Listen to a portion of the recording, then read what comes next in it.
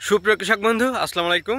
আজকে আলোচনা করব ধানের ফুল ফোটা অবস্থায় ধানে কি ধরনের পোকামাকড় আক্রমণ করতে পারে এবং এর ফলে আপনার ধানে কি পরিমাণ ফলনের কমতি হতে পারে এবং এই পোকামাকড় দমন করার জন্য আপনি কি ধরনের ব্যবস্থা নেবেন সে বিষয়ে আজকে আলোচনা করব। তো ধান চাষি ভাইদের জন্য ভিডিওটি অত্যন্ত গুরুত্বপূর্ণ, তাই যারা ধান চাষ করেছেন তারা অবশ্যই ভিডিওটি সম্পূর্ণ দেখুন। বাংলাদেশে সবথেকে বেশি ধান উৎপাদন হয় এই বোরো মৌসুমে, আর বর্তমানে সব অঞ্চলের এই বোরো ধানেই কিন্তু এখন ফ্লোরিং স্টেজ চলছে, অর্থাৎ এই ধানের ফুল ফোটা অবস্থা চলছে। আর এই ফুল ফোটা অবস্থায় এমন কিছু পোকামাকড় আক্রমণ করে যার ফলে কিন্তু আপনার ধানের ফলনে কমতি হয়ে যায়। তো এই পোকামাকড় সম্পর্কে জানতে, পোকামাকড়ের ক্ষতির ধরন সম্পর্কে জানতে, একই সাথে এই পোকামাকড়গুলো আপনি কিভাবে দমন করবেন সে বিষয়ে জানতে ভিডিওটি সম্পূর্ণ দেখুন। ভিডিওটি ভালো লেগে থাকলে অবশ্যই একটি লাইক এবং সাবস্ক্রাইব করে পাশে থাকবেন, আর যারা অলরেডি সাবস্ক্রাইব করে পাশে আছেন তাদেরকে অসংখ্য ধন্যবাদ।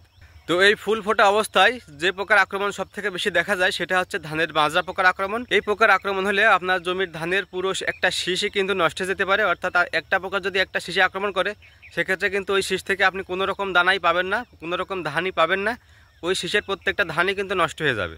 তো আপনি আপনার জমিতে মাজরা পোকার আক্রমণটা কিভাবে নির্ণয় করবেন চলুন সেটাই দেখে আসি। লক্ষ্য করছেন এখানে কিন্তু কিছু সাদা শীষ দেখা যাচ্ছে, এক জায়গায় অন্তত 8-10টা কিন্তু সাদা শীষ এখানে দেখা যাচ্ছে। তো এই সাদা শীষগুলোই মূলত মাজরা পোকার আক্রমণ। দেখেন যে মাজরা পোকার আক্রমণ হলে কীভাবে ক্ষতি হয়। এই শীষ থেকে কিন্তু একটা ধানও আর পাওয়া যাবে না, কারণ এই প্রত্যেকটা ধানই কিন্তু চিটা হয়ে গেছে। তো এটা যে মাজরা পোকায় করেছে সেটা বুঝতে হলে আপনাকে এই শীষ ধরে একটা টান দিতে হবে। আপনি শীষের গোড়া ধরে আস্তে করে একটা টান দিবেন। যদি এটা এইভাবে উঠে আসে, যে দেখেন এটা টান দেওয়ার সাথে সাথে কিন্তু উঠে এসেছে আমার হাতে, তো এটা যদি এইভাবে উঠে আসে তাহলে আপনি বুঝবেন যে এটা মাজরা পোকার আক্রমণ। এই যে শীষের এই গোড়া থেকে কিন্তু মাজরা পোকায় কেটে দিয়েছে, যার ফলে কিন্তু এই শীষ আর কোনো খাদ্য বা পানি সংগ্রহ করতে পারেনি বা খেতে পারেনি, যার ফলে কিন্তু এই শীষটা পুরো শুকিয়ে এইভাবে চিটা হয়ে গেছে। আরও একটা ক্ষতির ধরন দেখে আপনারা বুঝতে পারবেন এটা মাজরা পোকার আক্রমণ। সেটা হচ্ছে মাজরা পোকা যখন আক্রমণ করে তখন এক জায়গাতে অনেকগুলো শীষে আক্রমণ করে, অর্থাৎ এক জায়গাতে কিন্তু অনেকগুলো সাদা শীষ দেখা যায়। এই যে দেখছেন এখানে কিন্তু বেশ কয়েকটি শীষ এক জায়গাতে কিন্তু সাদা হয়ে রয়েছে। তো জমির বিভিন্ন জায়গায় কিন্তু এমন গাদা ধরে সাদা শীষ দেখা যায়, তো তখনই বুঝবেন যে এটা মাজরা পোকার আক্রমণ।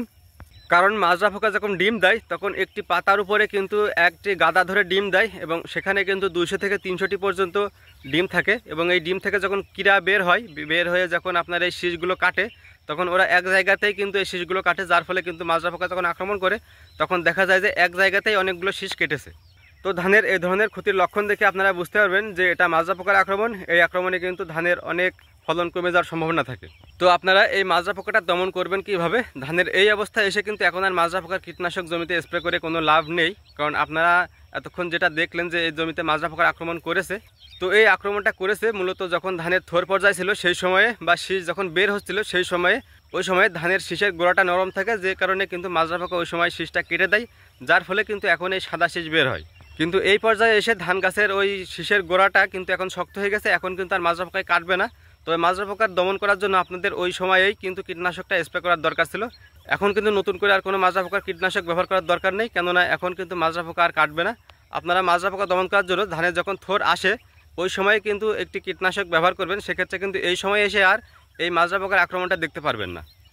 তো ধানের থোর পর্যায়ে যদি আপনি কার্টা প্লাস অ্যাসিটামিপ্রিড গ্রুপের কীটনাশক ব্যবহার করেন সেক্ষেত্রে কিন্তু এই সময় আর মাজরা পোকার আক্রমণটা দেখা যাবে না। এছাড়াও মাজরা পোকার জন্য সবথেকে ভালো কাজ করে বর্তমানে সিনজেন্টার, ইনসিপিও এবং ভিটটাকো, এই দুইটা যে কোনো একটি আপনি যদি ব্যবহার করেন সেক্ষেত্রে কিন্তু এই সময় এসে আপনার জমিতে আর কোনো মাজরা পোকার আক্রমণই দেখতে পারবেন না।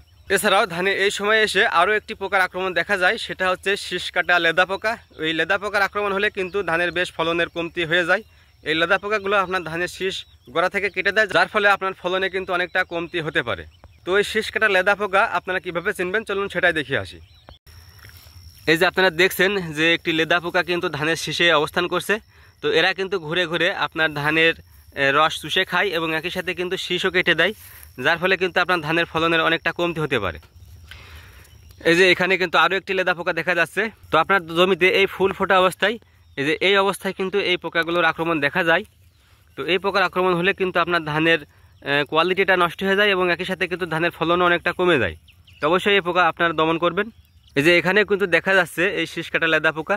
তো এরা আক্রমণ যদি বেশি হয় সেক্ষেত্রে কিন্তু আপনাদের অবশ্যই একটি কীটনাশক ব্যবহার করতে হবে। এবং একই সাথে কিন্তু এই সময় ধানে গান্ধী এবং ফড়িং পোকার আক্রমণ দেখা যায়, এবং এই গান্ধী ফড়িং ধানের রস চুষে খায়, যার ফলে কিন্তু ধানটা কালো হয়ে যায় এবং ধানটা চিটা হয়ে যায়। এর ফলে কিন্তু ফলন অনেকটাই কমে যেতে পারে। তো আপনি গান্ধী ফড়িংয়ের আক্রমণ বুঝবেন কীভাবে, চলুন সেটাই দেখিয়ে আসি। এই যে দেখছেন ধানের পাতায় যে কালো রঙের পোকাটি বসে আছে, এটাই মূলত গান্ধী পোকা। এই যে এখানে কিন্তু আরও একটি দেখা যাচ্ছে। তো এই পোকার আক্রমণ যদি আপনার জমিতে বেশি দেখেন, সেক্ষেত্রে কিন্তু অবশ্যই কীটনাশক ব্যবহার করতে হবে। তো এরা কিভাবে ক্ষতি করে, এই যে দেখছেন যে এই শীষে কিন্তু দুইটা ধান দেখা যাচ্ছে কালো হয়ে রয়েছে। তো এরা মূলত এই গান্ধী পোকা মূলত এই দুইটা ধান থেকে আপনার রস চুষে খেয়েছে, যার ফলে কিন্তু এই ধানটা কালো হয়ে গেছে এবং এইটা কিন্তু চিটা হয়ে যাবে, এটা কিন্তু দানা গঠন করবে না।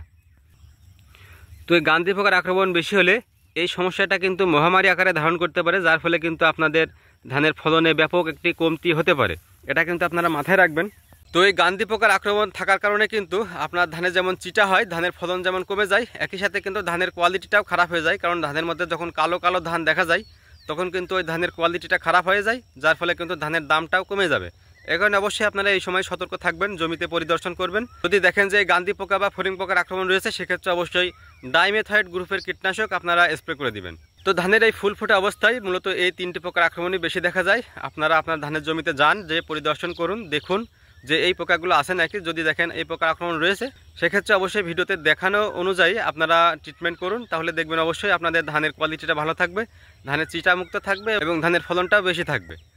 তো ভিডিওটি দেখে উপকৃত হলে অবশ্যই একটি লাইক এবং সাবস্ক্রাইব করে পাশে থাকবেন। আর যারা অলরেডি সাবস্ক্রাইব করে পাশে আছেন, তাদেরকে অসংখ্য ধন্যবাদ। আজকের ভিডিও পর্যন্তই, দেখা হবে নতুন কোনো ভিডিওতে। ততক্ষণ পর্যন্ত সুস্থ থাকুন, সুন্দর থাকুন। আল্লাহ হাফেজ।